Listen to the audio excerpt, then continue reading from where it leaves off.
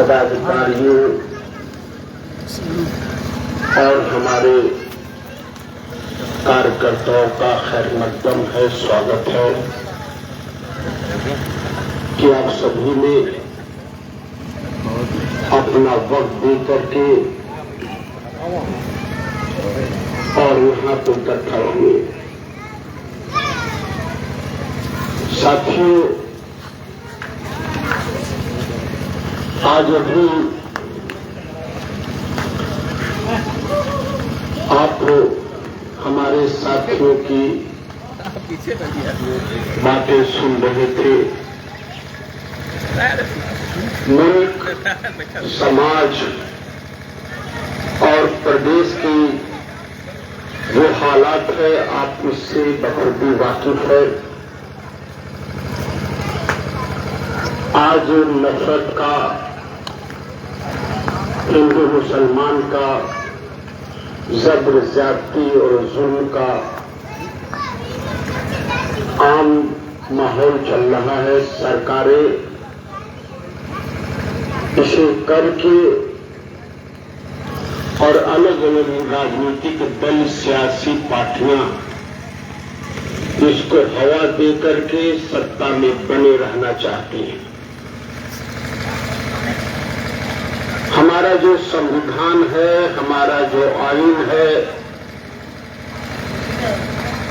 वो इस देश के सभी नागरिकों को, चाहे वो किसी मजहब का हो, किसी जात बिरादरी का हो, किसी मसलक का हो, इसमें कोई फर्क नहीं करता। उसी तरीके से हम किस जात बिरादरी के हैं, मुस्लिम समाज में किस मसलक के हैं, अमीर हैं, गरीब हैं, क्या काम करते हैं, इससे हमारे रब को कोई मतलब नहीं है।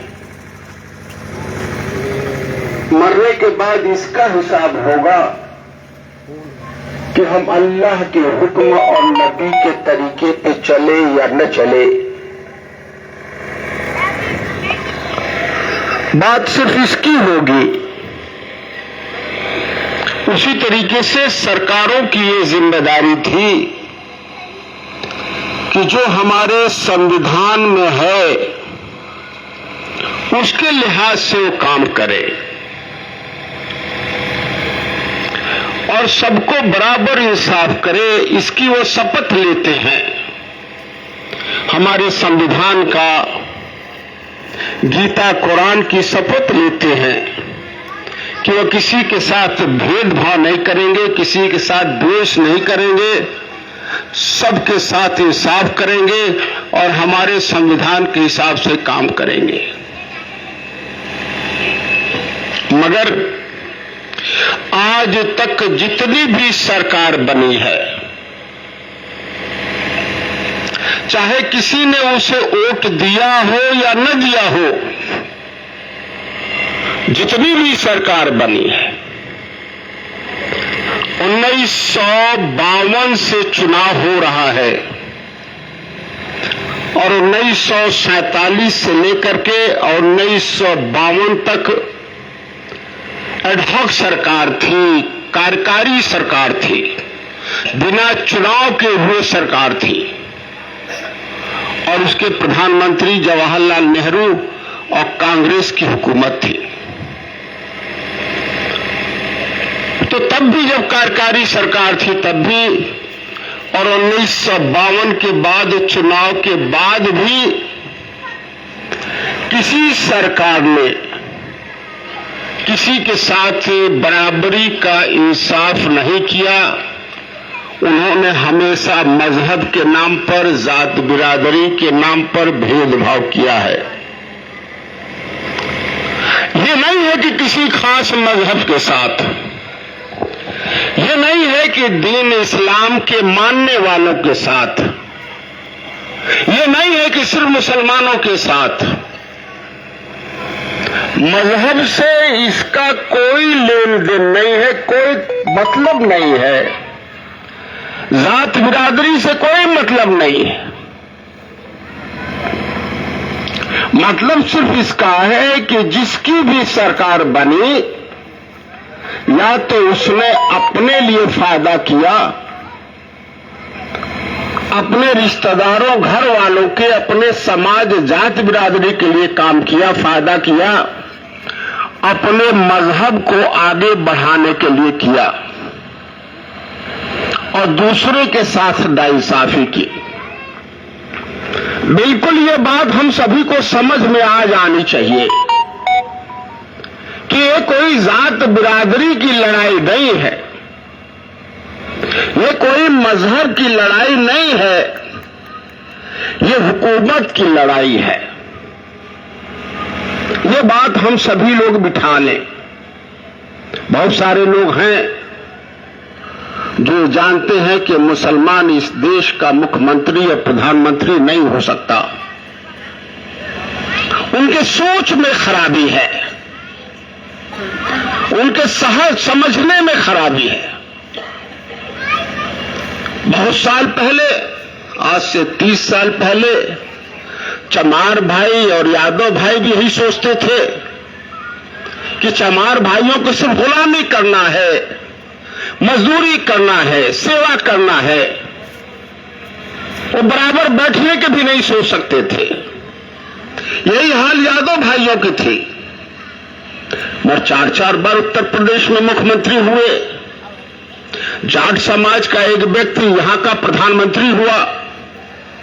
तो सोच की फर्क है। तो जब तक और कैसे होगा, एक मिसाल मैं दे दूं कि ताकत कहां है। हुकूमत करने का ताकत है कहां। ताकत इकट्ठा होने में नहीं है, ताकत एक मुश्त वोट देने में नहीं है।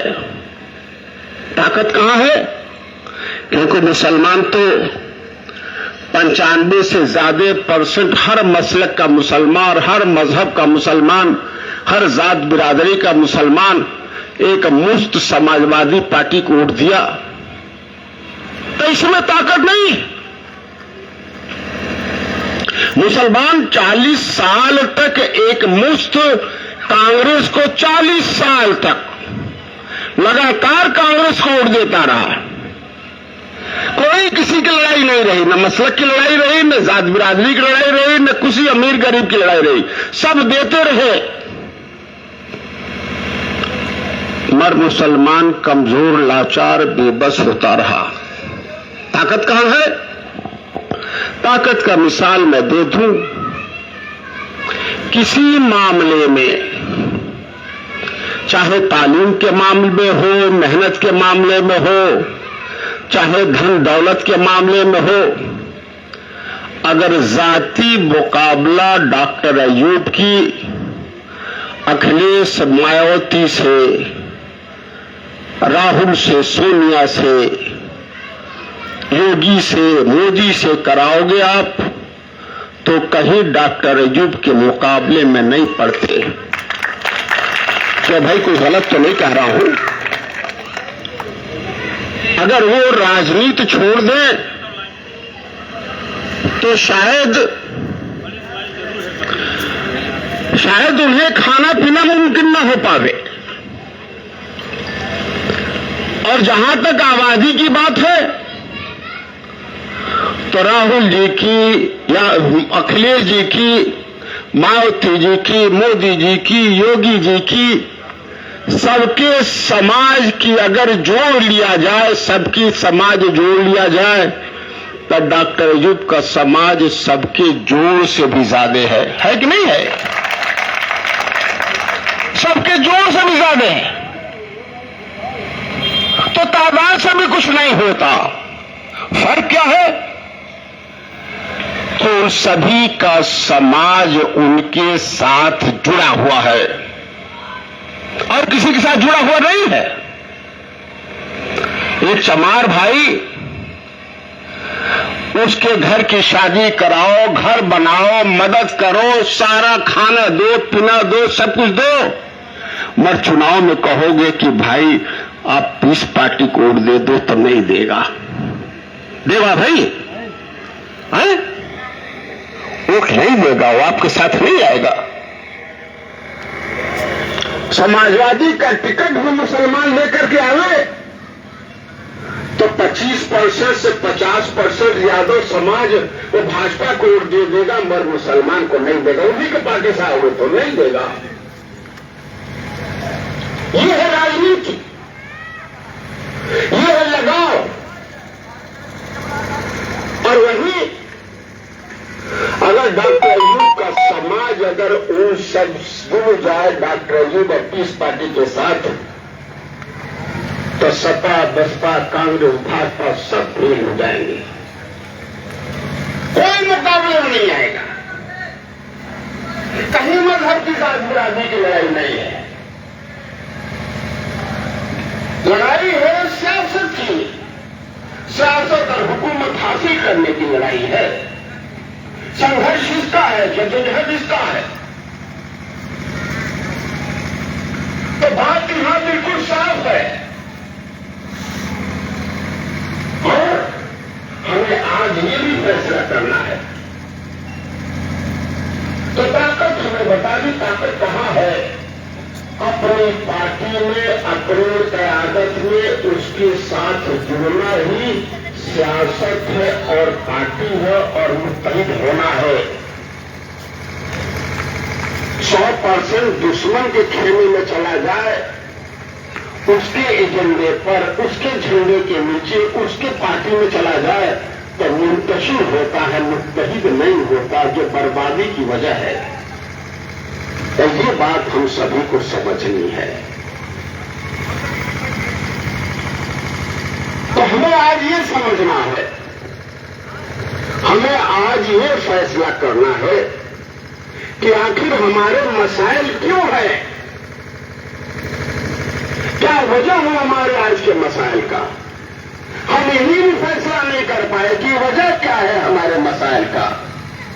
कोई कहता है कि तालीम की कमी है, कोई कहता है कि मुसलमान मेहनत नहीं करता, कोई कहता है कि मुसलमान का किरदार खराब है, कोई कहता है कि अमल खराब है, अल्लाह का उस पर अजाब है। अजीब अजीब सब बातें करते हैं। कोई कहता है मुसीबत पड़ती है तो दुआ मांगो, कोई कहता है कहत पड़ती है तो दुआ मांगो, कोई कहता है कि जुल्म हो रहा है तो उससे निजात के लिए दुआ मांगो। साहब ये सारी बेकार की बातें हैं।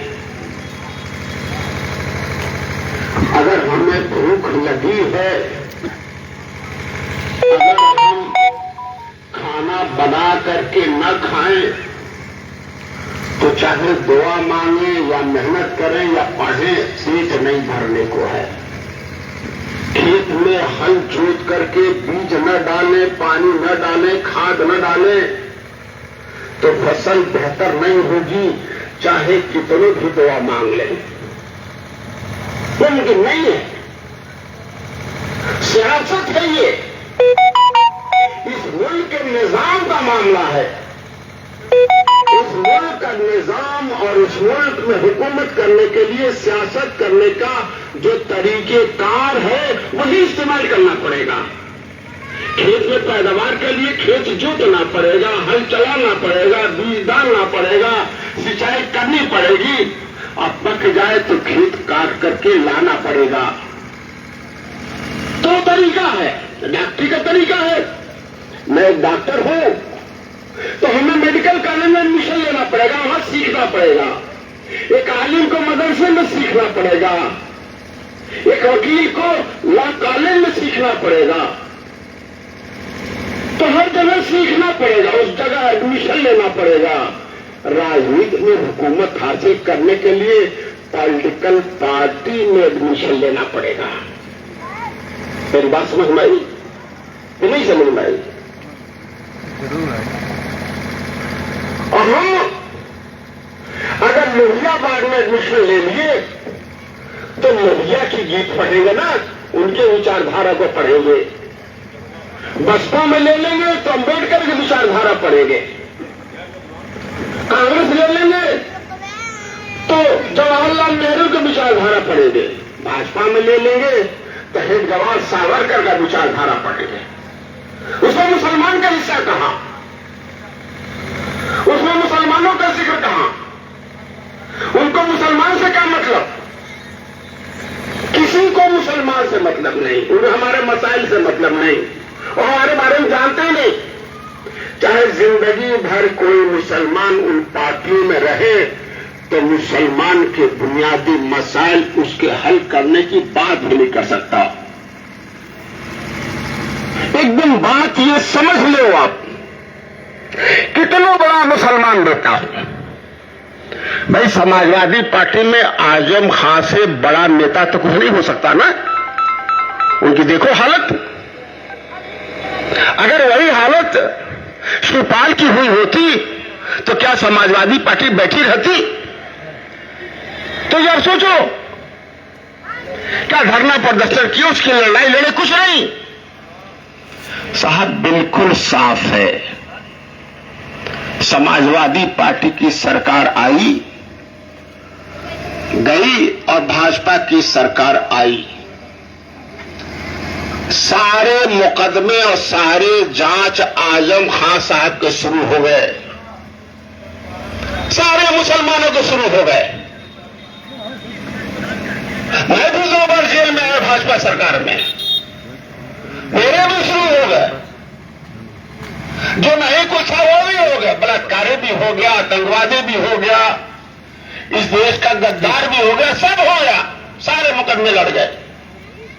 ठीक है, मगर